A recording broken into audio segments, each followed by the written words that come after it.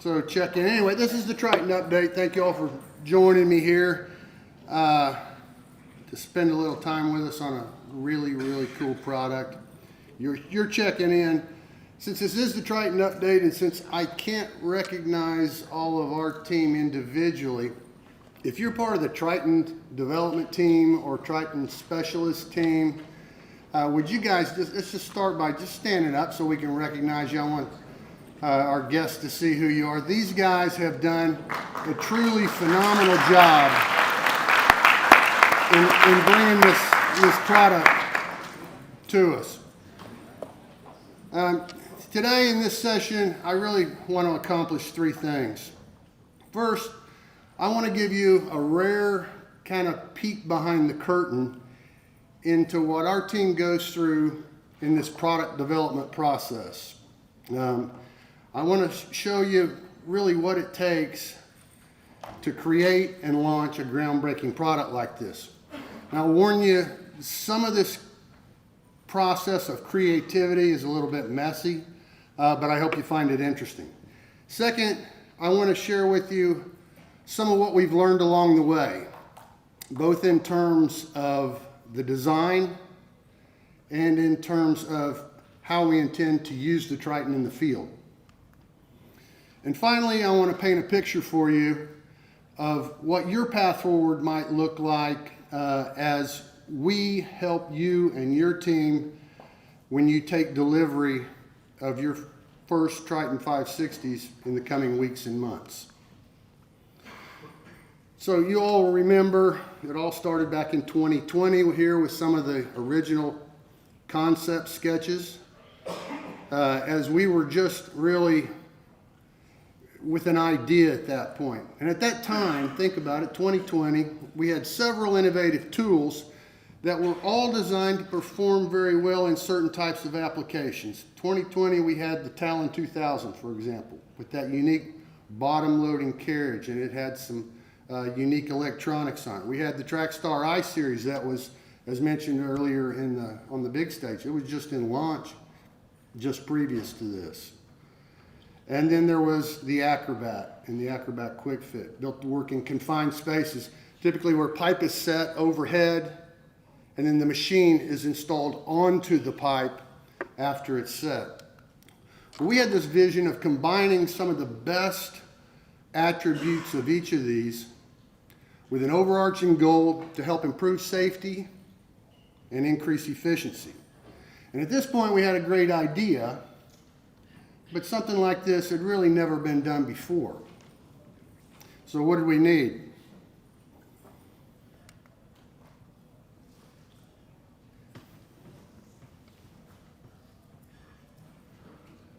Before we could really do any design work, we needed a proof of concept, right?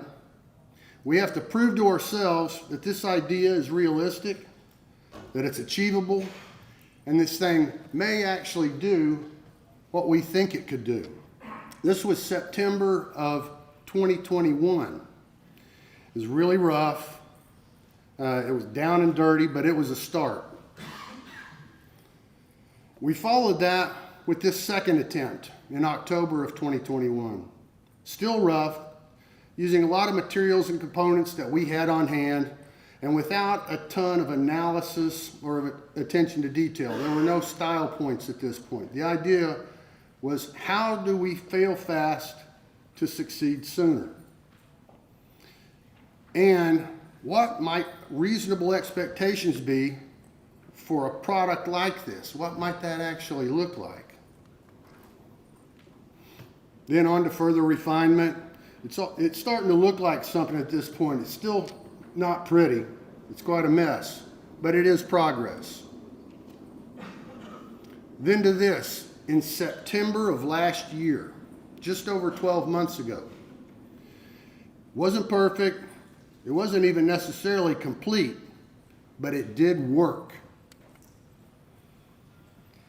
And this is what we were able to show you and to demonstrate just a few short days after it was complete at INFUSION23.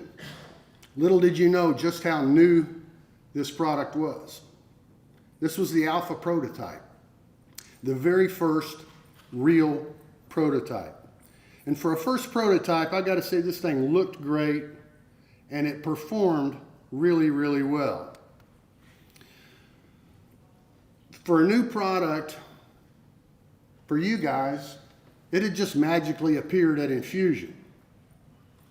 But for our team, literally thousands of hours had already been invested in very hard work. And just to remind you, I want to take you back to the energy and the excitement that the Tritan brought back to the main stage at INFUSION23. Remember, the lights went down, the noise came on, and then the hype video came on. Yeah. It literally sucked the air out of the room. I mean, I could hear audible gasps from the crowd when you realized what you were looking at. But immediately after Infusion, immediately after, it's right back to the old drawing board. The hard work and heavy lifting had really just begun.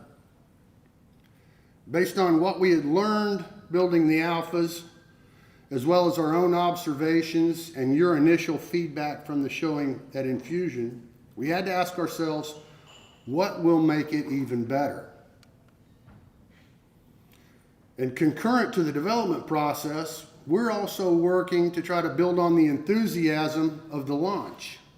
In January, we did a webinar with the Pipeline Industries Guild out of the UK featuring the Tritan 560. And I couldn't see the actual number of individual attendees, but I know there were 25 different Pipeline Industry Guild companies in attendance, and each had multiple attendees. So very well attended. Thank you, Alex, for organizing that for us. This was followed by the beta prototypes. Now, while the beta looked almost identical, there were actually significant improvements over the alpha machine. The beta is what we had to make the awesome showing of at Con Expo back in March of this year in Las Vegas. Now, I don't know how many of you may have made it to Con Expo, but let me tell you, for the Tritan, this was a fantastic trade show and may have ruined us for all future trade shows to come. We had an awesome location, great traffic, and the show had RFID tracking devices in each of our name badges. So they were able to give us some really great feedback on how many people passed by our booth, how many stopped or passed through our booth, and of those that stopped, how long they stayed. There was almost 70,000, I believe, that passed by our booth. Of the 70,000, around 30,000 stopped or came through our booth. 30,000 people. And of those that stopped, they stayed for almost 11 minutes apiece on average. That was a phenomenal reception for the Tritan 560. Of course, we had other products there, but the Tritan was really a draw. And from March until today, there's been a monumental effort inside McElroy to make the move from product development into production. For example, we've done environmental testing of all the components and systems to help us determine if this thing will actually survive in the wild. We test all the various functions in temperatures ranging from 0 degrees Fahrenheit up to 120 degrees. That's like -18 to around 49 degrees C, I think. You can actually see the ice on the floor that's forming on the Tritan here. And this isn't just a simple pass-fail type of test. This machine is instrumented up like a patient in the ER. They're measuring and tracking temperatures and pressures, flows and voltages on basically everything. And what you can't see in this picture are the teams outside the environmental chamber, observing and taking the readings. They represented mechanical, hydraulic, electrical, and software. And they were all there to see how their pieces of the puzzle all performed in these extreme environments. And we also do more conventional validation and performance testing, also known as, let's test the limits of this machine and see what breaks. Now, this is fun in some demented sort of way, but it's also a little bit scary, okay? And when we do break something, when we find what we're looking for and testing for, we have to determine why that happened. And when I say we, I don't mean me. I mean this great team that we've got here. They determine what went wrong. And then it's not just a matter of fixing it, but rather, what do we need to change to make sure that it doesn't happen again? They then revise the design, build new parts or retrofit components. They make the updates, and then it's right back into validation. Did our update deliver the expected performance? Or did the change that we made inadvertently affect some other seemingly unrelated component or system? In other words, did we just fix one problem only to create another one somewhere else down the line? All the while, our software and innovation team is behind the scenes. They're making refinements to the code. They're adjusting how the machine performs and reacts, and they're improving the brand new user interface.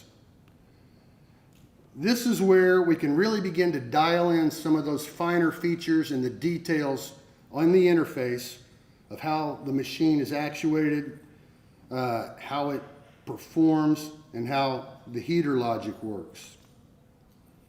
Now, our I-Series experience really paid off for us in this area. The systems in the Tritan are different than the I-Series, but the software levers that we have to pull to change behavior are very similar. And oh yeah, we performed our in-house field validation, known inside the company as Fusion Fest. This is where we begin to learn how to use the machine in its natural habitat out in the field. We get to figure out how we're going to use it, what are the best practices, and what do we need to be prepared to teach you as new users to make you proficient faster. Now, we did this with small teams who brainstorm ideas to prove out or myths to bust. We asked ourselves, what do we know from our past experience that may help us with the Tritan? We learned perhaps what we know from our past experience that doesn't even apply. And finally, again, what are those best practices that we need to establish, that we need to document, and we need to prepare ourselves to pass along? As a participant in this process, I have to tell you, as Mike mentioned in the data logger presentation, it was hot. We operated on some days in the 103 to 105 degree Fahrenheit range, and nobody handed us a set of instructions on how to do this or what to look for. But again, we leaned on our I-Series experience, and that paid off by giving us somewhat of a roadmap on where to start. But from there on out, it's been all about discovery with this new platform. In this picture, for example, it's hot. We're running cowlings off with the entire machine taking a full sun load. We measured surface temperatures that ran up to 165 degrees and beyond. I'm talking about on the engine reservoir. I'm talking about on the battery charger. Talking about on the generator. And while system temps, surface temps were up 165 and above, system temps stayed down between ambient and about 135 degrees. All very acceptable numbers. So impressive performance even in the heat load. And one more minor detail. How are we actually going to make these things in a production environment? Chip mentioned our new facility. We're already in need of expansion. And remember, this machine isn't replacing something else. So where are we going to build it? What tools and equipment are we going to need to do that? Where do you start a build process on something like this? And what comes first? These are all questions that don't get answered on their own. And in this area, no stone goes left unturned. If our first articles aren't just right, we have to adjust very, very quickly. If we don't react immediately, what happens? We start making scrap. If the design needs to adjust so we can make a part, or so we can get a wrench on it, or so we can gain access to it, what all else needs to change to accommodate that? And if outside suppliers or vendors don't meet our expectations, how do we change course on the fly to still achieve our goals? And through all these experiences, through the successes and failures along the way, we've developed our Tritan specialists. Now, this is the team that will work with you and your Tritan specialists as we move this machine out into the field. They represent sales, technical support, quality, McElroy University, and of course our international team. So what have we learned along the way? Well, we learned that weight is essential for stability. And I'm speaking about counterbalance weight, just added bulk weight, as well as a shift in the center of gravity. In this case, we've added about 15% to the weight of the original Alpha machine. We've increased the weight 15%. But the great story is, for that 15% increase in weight, we've increased the tipping point about 30%. So it takes 30% more load for it to become unstable on the ground under load. We've learned that stronger, stiffer, and heavier is better. What you're looking at here are the heater and facer pivot arms in that picture. That's made out of 2-inch steel plate.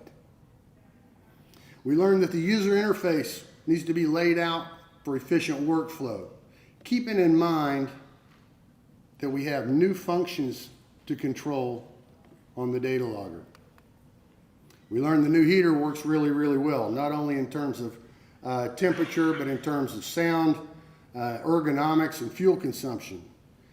And of course, thoughtful setup helps us improve productivity.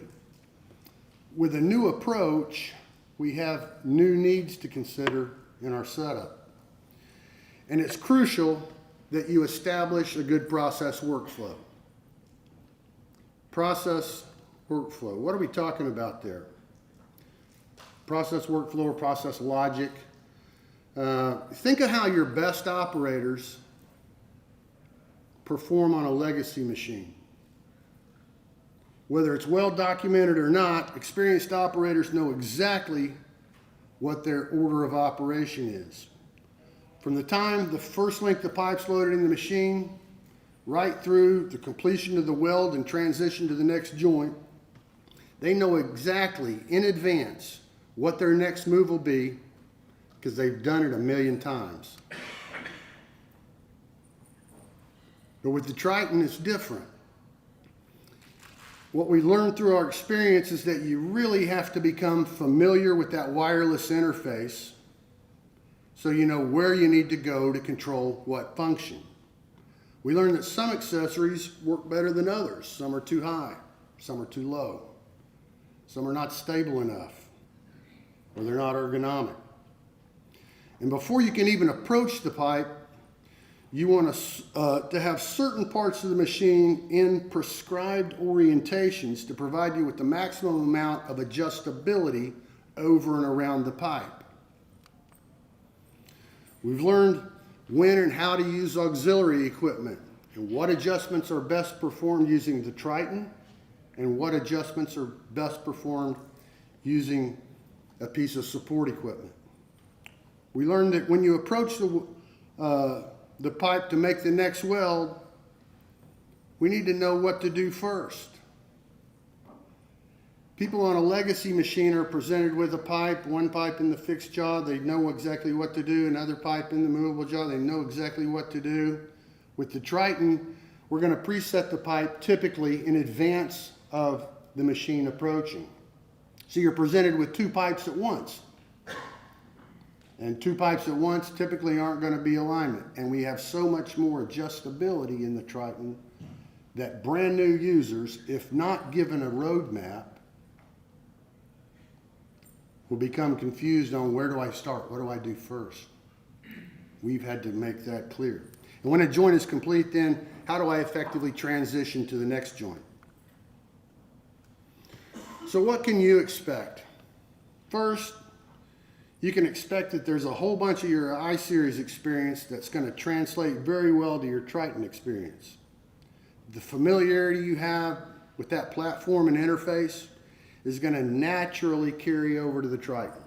So thankfully, we're really at a different starting place with the Tritan than we were with the I-Series, at least from an introduction and launch perspective. But there's so much more functionality on the Tritan that it's just going to take a little time behind the wheel for you to get comfortable with the Tritan itself and to wrap your head around how to best use it. So we plan to make plenty of time for working in the field in simulated real-world applications. In an attempt to jumpstart your orientation and your familiarity with the interface, we've developed a new trainer mode on the Data Logger 7. Now, this is so you can go through simulations on the interface, whether you even own a Tritan or without being connected to a machine at all. Now, this can be done in advance of your initial training from your own office or home, so you won't be starting from ground zero when you get your hands on the machine. And as I said earlier, you will need a good process logic to stay on course. So we'll be sharing our document with you, the one I showed that we have developed, for your review, for your familiarization, and for your hopeful refinement, given your unique environments and functionality or needs of your applications. And once you understand the logic and the control scheme, the pieces will start to come together quite nicely and much more naturally. So let's explore the trainer mode. Now you'll be able to access this from any Data Logger 7 once it's updated with the very next software release. It's not out yet, but it's coming very soon. To access the trainer mode from the Data Logger 7 home screen, you just go to Settings. From the Settings screen, you click on System. Then scroll down to the bottom of the page to System Settings, and there's a trainer mode. There you click on Manage, and from the trainer mode settings, select the Tritan and then Done. You don't have to remember all that, but it's pretty simple. Click Done, and it takes you right back to the Data Logger home screen, but now that big McElroy logo in the top left-hand corner has been replaced with the Tritan logo, indicating that you're into the Tritan simulator. You'll also see what looks like a little cassette tape in the lower right-hand corner. It's not a cassette tape. It's meant to represent a couple of joysticks. But this is a very important function here. Click on this icon at any time from any screen to go to the Tritan machine control screen, which looks like this. And all these controls will appear active in the simulator, but you obviously won't be connected to a machine or controlling any actions. But it will help you build some muscle memory and help you familiarize yourself with where you can find all the various functions. Note it's broken into 3 sections. The center section doesn't really change, but you can activate either tracks, indexing, or jaws. And then on the right side, boom or carriage. The tracks are activated right now. That's on the left. Boom is activated. That's on the right, giving you boom and swing extend. You can operate these functions 2 at a time. Anyone on the left with anyone on the right, but you can't control 2 functions on the left simultaneously or 2 on the right simultaneously. You also have an engine start stop and hydraulic stop, very similar to what you see on the Trackstar I-Series. Lights and information, that little I down here, you can click on that and it's actually going to bring up some additional performance data on the Tritan 560. Some of the information that you might otherwise on an I-Series machine, for example, have to go around to the vehicle display to see. It puts it right up here on the screen. You can switch all those selectable controls, and you can see this data logger icon at the bottom center. This one's important too. Click on this at any time to return to the data logger screen. Now, from a Fusion standpoint, the data logger functionality is identical to the I-Series. It features the same 3 Fusion levels and the Fusion guide scheme. But what isn't I-Series like is that the Tritan doesn't have those same keypads, those touch pads that the I-Series has, and it doesn't have those paddle switches, okay? All carriage functions that aren't automatic on the Tritan will be performed using that little lower right-hand icon and going to the Tritan control screen. For example, if I'm in level 1, when it comes time to close the carriage to start the beat up, you switch back to the Tritan control screen and you close the carriage just as you would on another machine, an I-Series machine with a physical switch, but you do it in this case on the wireless data logger tablet. Then back to the data logger screen where you'll see the normal data logger graph just as you would expect if you were working through a Fusion on a live machine. This is a live simulated time and pressure graph, and all other simulated readouts just as you expect performing an actual Fusion.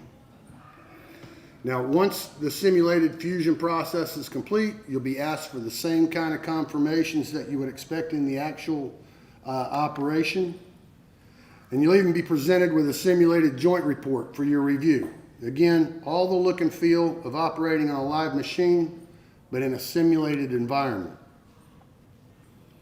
So let's talk about the learning path from McElroy University that they dubbed training when you need it.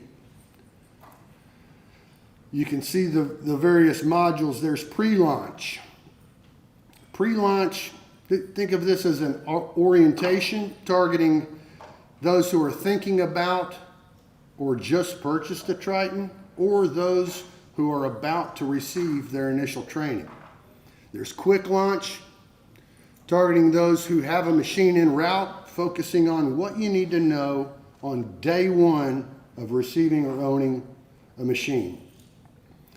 There's training in the shop. This is maintenance or troubleshooting training. And then on the job site, of course, this is operations. And note this circular path between quick launch in the shop and on the job site. What is that all about? Well, we learned from the I-Series that whether you're in sales or you're a Fusion technician or a trainer or a maintenance guy, all of you need to know some aspects of each of these different segments at some level. But you don't all need to know how to change the fluids or even fuse pipe for that matter.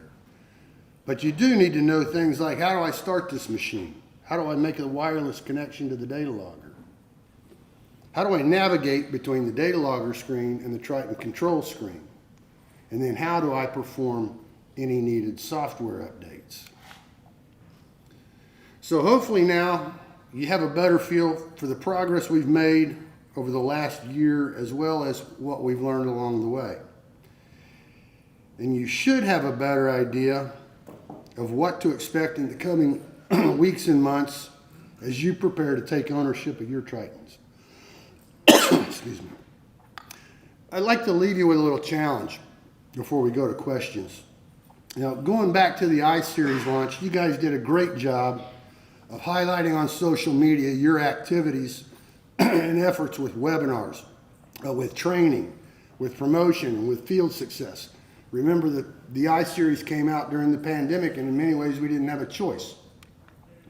But I believe the result of those efforts was that it helped to push that platform into the mainstream much more quickly.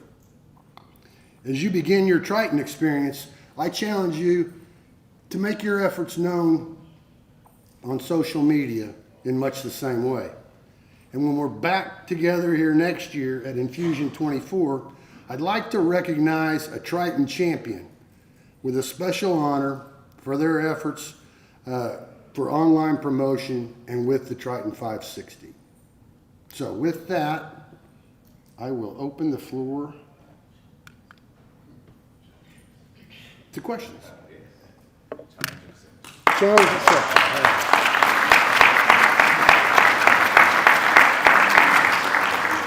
we are going to have the opportunity at Product Showcase tomorrow. We'll have 3 Tritan machines out there. One will be operating, running through its various motions. One is going to be static on a piece of pipe that it has fused. And then we've got a brand new Tritan 560 right off the production line that will be under a tent that you can climb around on, look, open the door, get to know. We'll also have some simulators there. I think 3 or so of the data logger simulators. If you want to get a feel for what that's all about, I encourage you to get your hands on that. So, with that, questions? Mr. Peralt.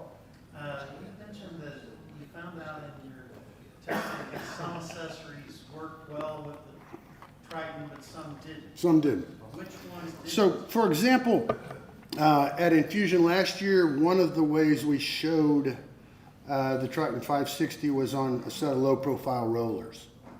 Okay, it's doable, but to get down after face-off, for example, and clear those shavings and actually inspect your alignment, you literally have to lay down flat on your belly to work with it. And so, as I've watched our guys operate, I've just seen them migrate away from that type of accessory. It could probably be managed in the right conditions, but it wasn't very ergonomic. Yes, sir. You guys plan on coming out with something along the lines of the low profile roller, but in a higher version outside of just regular pipe stands? Well, we've got the Megamac rollers, okay, that are higher. Our guys, and you'll see tomorrow in our display at the product showcase, have kind of migrated towards using pipeline cones. We use 24-inch cones.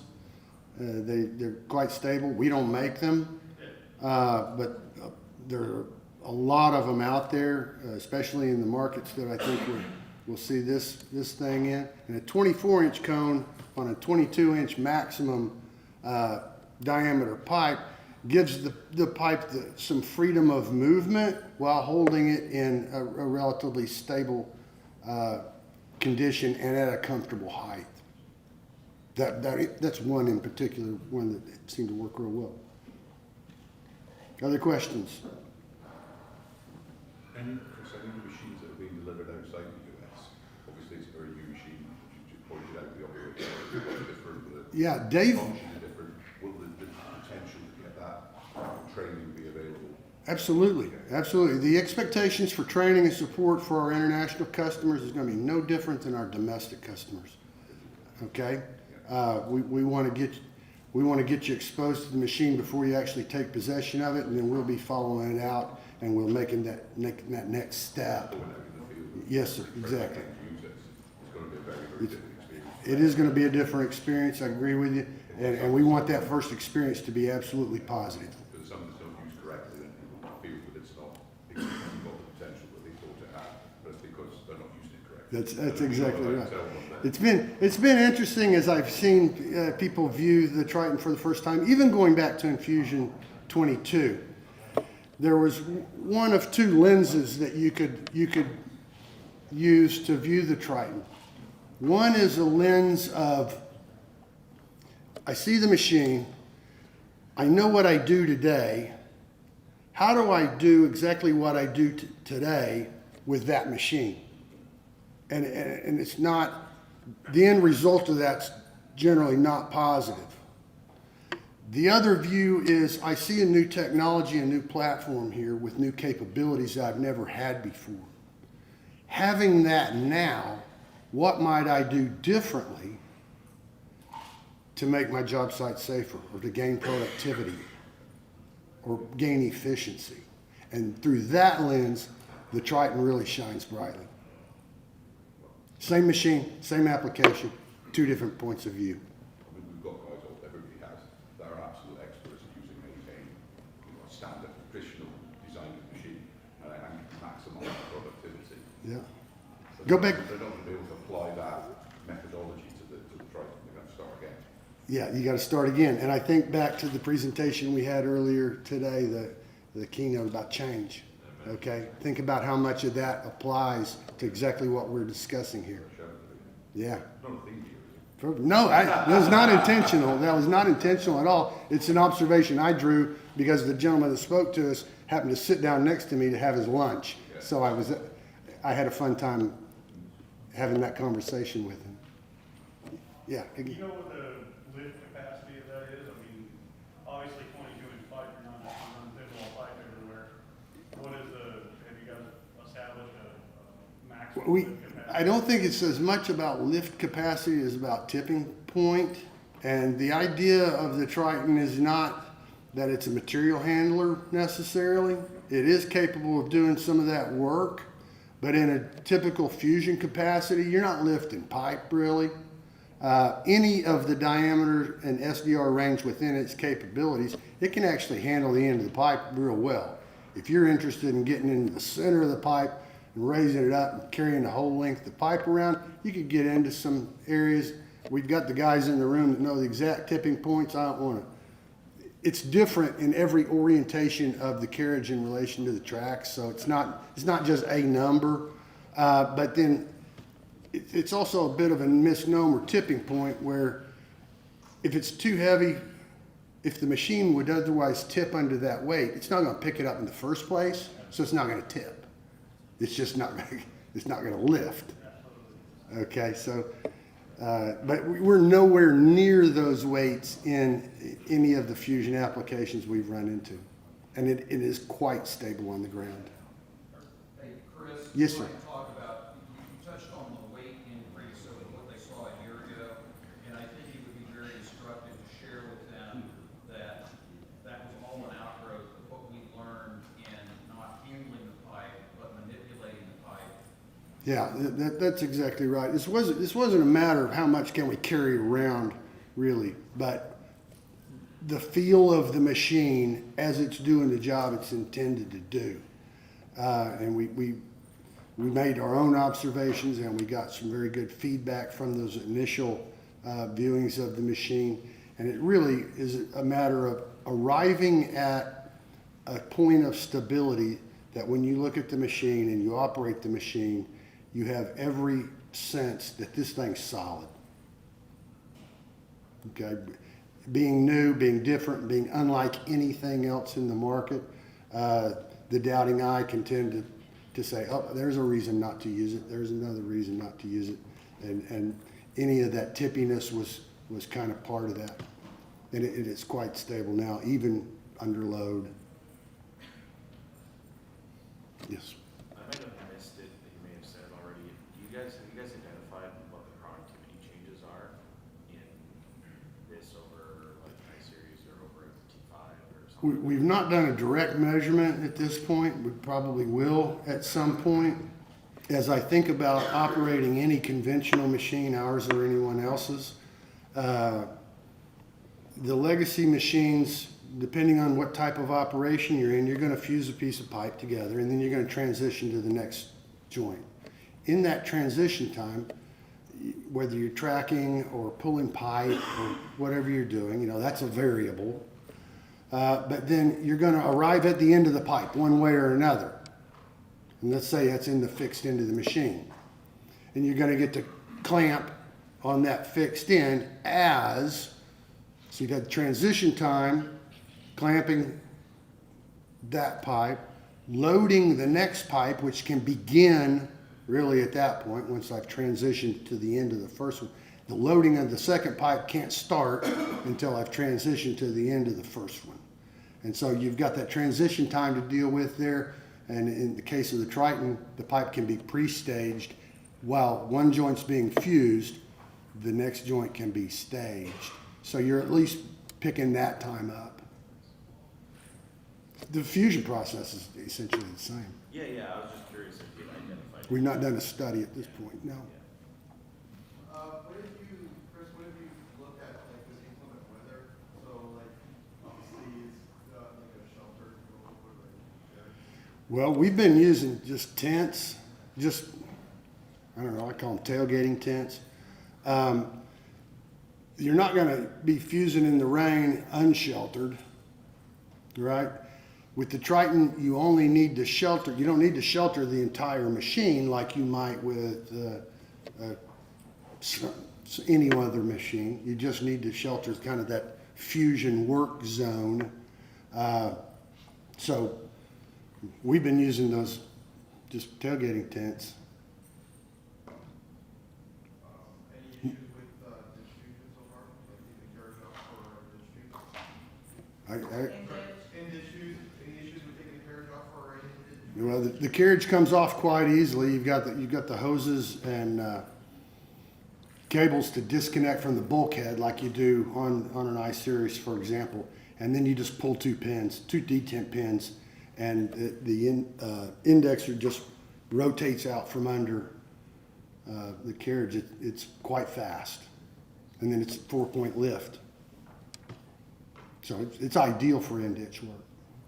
You'll also see tomorrow at the product showcase our in-ditch kit, which is a stand and the extension hoses and those things. That's very robust. Chris, one reminder on in-ditch, the heater and facer. Heater and facer, yeah, for in-ditch, the indexer functionality does not come with the machine off a vehicle, so you would be lifting the heater and facer in. You'd be picking them, okay, in from the top. Thus the need for the in-ditch kit, the stands. Sergio? Yes, what about the drag capability on your testing, and also about the total effective piston area, just to have an how much force? The piston area, engineers help me out, is somewhere just under 10, I believe. 10 square inches, just under 10 square inches. 10? Yeah, Smaller than a foot plus. but with more system pressure. More system pressure? Yeah. Yeah. And about the drag, the behavior of the jaws, have you tested, I mean, more than pulling more than one? We've done slip testing on it.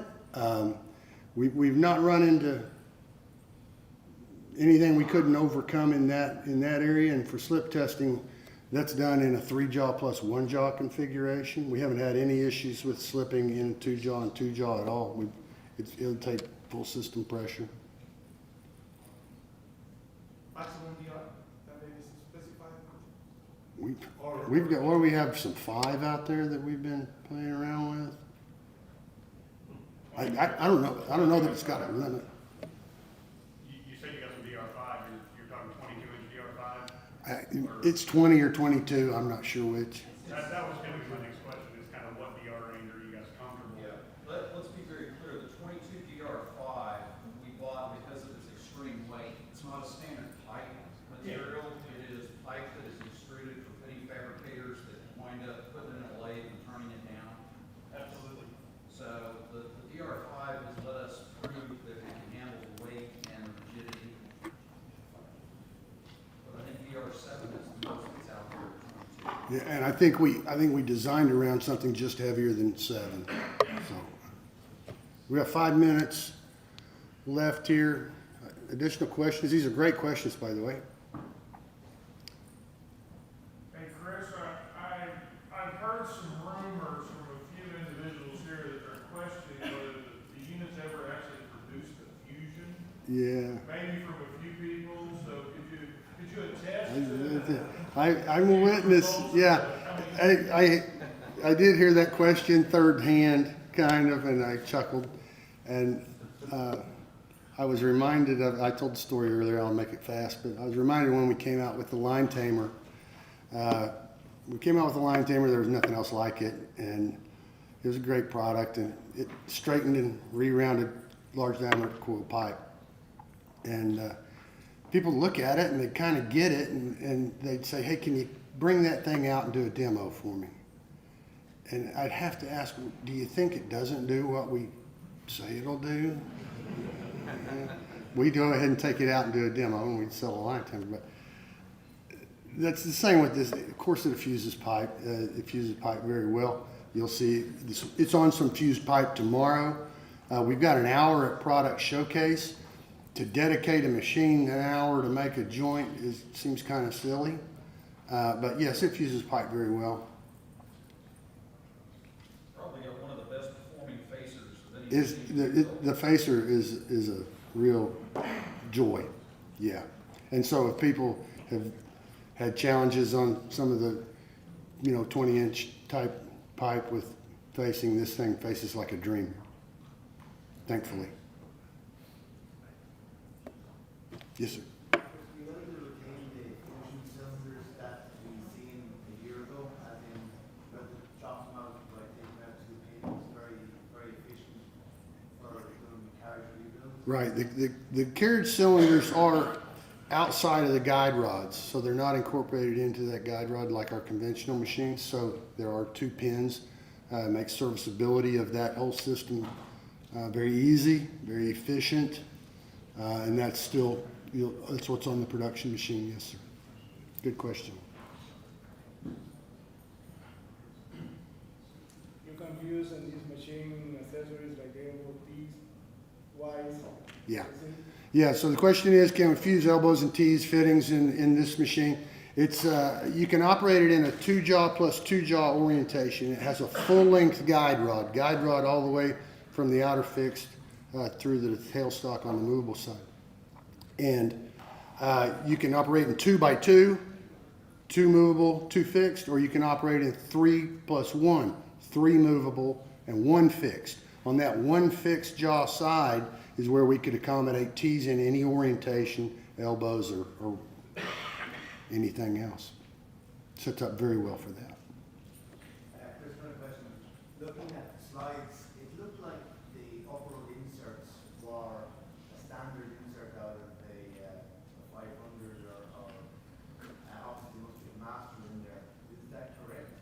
Is there a number? I can't say that it is on every diameter, but I believe on some of the diameters, yes, you can reuse the lower inserts from legacy machines. Correct me if I'm wrong, somebody back there, but that's the intention. Okay. And the other question is, the initial machine, the lower jaws are quite aggressive as in regards to the pattern on it. Did you find much damage to pipe, handle pipe with it? With the original machine or with the current? Yeah, those quarter inserts that are what actually close up around the pipe, that's been one of the things that I think we've seen some very good improvement in between some of the original machines and where we're at with production. There's been a lot of effort into that to make sure we don't unintentionally, gouge or damage the pipe. So it's performing very well. That's not to say you couldn't do it if you worked hard at it, but yeah, under normal situations, a prudent guy is going to be able to do a nice job with it. In the event that the machine's not running, is there a lifting device or a way that you can pick the machine up and transport? Yeah, the question is if your machine just won't run for some reason, how do you move it? It has 3 lifting lugs on the vehicle chassis itself. and you can use 8-foot long, appropriately rated, just nylon straps to a single point lift, and you can just use whatever's capable of lifting it safely to load it onto the truck, salvage it. And it takes nothing special, just conventional nylon straps properly rated for the weight and shackles. You did comment that that machine weighs like 10,000. Just under 10,000 pounds. Chris, is the unboomed or check valves? Check valve, I believe there is a check valve on the boom. Yeah, so if you're talking about referring to a drift or, yeah. If you had a high force No, it's gonna hold stable. valves and stuff. And then we also have the safety lockouts, you know, in the full up for serviceability. Is this machine to build to work in ditch? Yeah, it's great. It's a great machine for in ditch. As I mentioned, the carriage comes off the vehicle by just disconnecting the hydraulic hoses and the cables and pulling 2 pins. It really couldn't be any easier. And then it's a 4-point lift, so using those same type nylon slings like I mentioned with lifting the whole machine, you can just use any 4-point lift and it lifts wonderful. Then you can imagine the benefits in not having to have all that additional excavation under the pipe, you know, and the wireless control. It all works very well for in ditch. Chris, I think you ought to share that the truck driver, the top shot at the one to the utility expo was told not to unload it. Yeah, But we sent a machine to the Utility Expo in Louisville, Kentucky a couple of weeks ago, and we hot shotted it out there and told the driver specifically, do not unload this machine yourself. We want to be there to do it, you know, properly, safely, and all that stuff. Well, he arrived there before we did, and the machine, he offloaded it. He said, well, what's the big deal? We're like, we kind of had heart palpitations, but he said, what's the big deal? When it comes to the tablet, it's obviously that tablet's kind of synced with that Tritan. What happens if there's a problem with that tablet? Can you take any DL7 tablet Yeah, to it? sure. And it'll automatically, you just automatically sync it right up? Yeah, so there's a little process for doing that. A little bit like loading an I-Series machine into a Datalogger 7 tablet, but I think it's smoother, it's more streamlined. But yeah, any Datalogger 7 you can have the same machine loaded on multiple data loggers, or you can have multiple data. You know, it doesn't care. Well, you know this, well, like you guys on the field are going to tear everything up. Sure. Yeah. Yeah.